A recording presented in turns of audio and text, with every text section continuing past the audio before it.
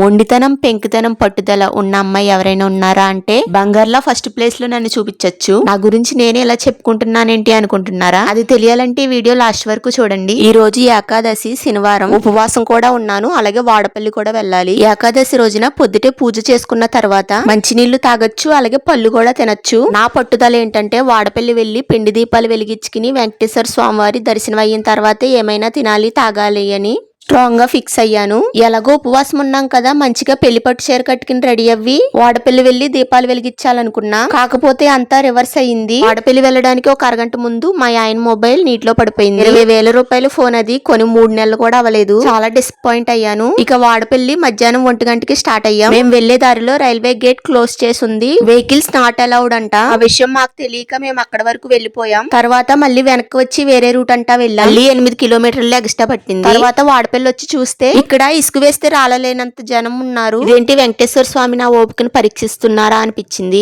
7 ప్రదక్షిణాలు చేసి పిండి దీపాలు కూడా వెలిగించేసా. నేను అనుకున్న ఫస్ట్ స్టెప్ కంప్లీట్ అయ్యింది. ఇంకా స్వామివారి దర్శనం చేసుకోవాలి. ఆ భయం అంతా ఒకటే, ఉపవాసం మీద నీరసం వస్తుందేమో అని. ఎందుకంటే ఈ రోజు మాత్రమే కాదు, నిన్న కూడా నేను ఉపవాసం ఉన్నాను, మళ్ళీ ఈ రోజు కూడా ఉన్నాను. స్వామివారి దర్శనం అయ్యేంత వరకు ఏమీ తినకూడదు, తాగకూడదు అని పట్టుదలగా ఉన్నాను. తీరా దర్శనం లైన్ లోకి వచ్చి చూస్తే అస్సలు ఖాళీ లేదు. వాడపల్లి ఈ రోజుతో 5 వారాలు కంప్లీట్ అయ్యాయి. ఈ వారం కాకుండా లాస్ట్ 4 వారాలు కూడా జనం పెద్దగా లేరు. చాలా ఈజీగా దర్శనం అయిపోయేది. ఈ 5వ వారం మాత్రం అస్సలు ఖాళీ లేదు. దర్శనం లైన్ లో ఉండగా లైట్ గా కళ్ళు తిరిగాయి. కాకపోతే వెంకటేశ్వర స్వామి దర్శనం చేసుకున్నాక ఆ నీరసం కూడా పోయింది. ఇందులో చాలా యాక్టివ్ గా తిరిగాను. కొంచెం కష్టమైనా సరే వెంకటేశ్వర స్వామి దర్శనం మాత్రం చాలా చక్కగా అయ్యింది. ఇక్కడ కాయిన్స్ నిలబెట్టడం అంటే నాకు చాలా ఇష్టం. స్వామి వారిని మనసులో ఏదైనా కోరికని ఇక్కడ కాయిన్ నిలబెడితే ఆ కాయిన్ నిలబడి అలా ఉంటే మన కోరిక చాలా త్వరగా తీరిపోతుందంట. ప్రసాదం పులిహార పెట్టారు గానీ నేను తినలేదు. దర్శనం అయిన తర్వాత కొన్ని మంచినీళ్ళు తాగాను. అవి కూడా తాగకపోతే మా ఆయన ఇంటికి తీసుకెళ్ళనన్నారు.